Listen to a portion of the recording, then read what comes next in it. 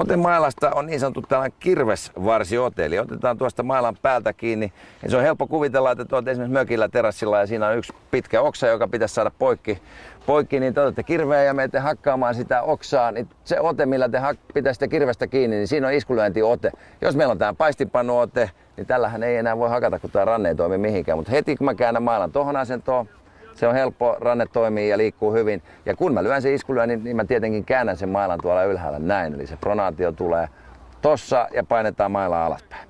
Kerran leikkikuvassa. Joo, eli tuolla ylhäällä tässä tulee se kirves otteella se liike ja sitten kun mä pääsen lyömään palloa, niin mä käännän sen ja painan sen ranteella alas tossa. Toi on se voimakas liike. Mitä enemmän rannetta mä käytän, sitä parempi iskulyönti. Ja sellainen hyvä tsekkaustapa on, että onko ranne toiminut riittävän hyvin, on, että me siirretään otetta ylemmäksi tässä gripissä ja kun mä tuun täältä, niin tuon mailan nupin pitää iskulyönnissä osoittaa kohti taivasta lyönnin jälkeen. Jos toi toimii, niin silloin ote on ollut oikea. Ja tällä paistinpannu otteella sehän ei voi, se osoittaa tonne noin. Ei käänny tarpeeksi tää meidän ranne.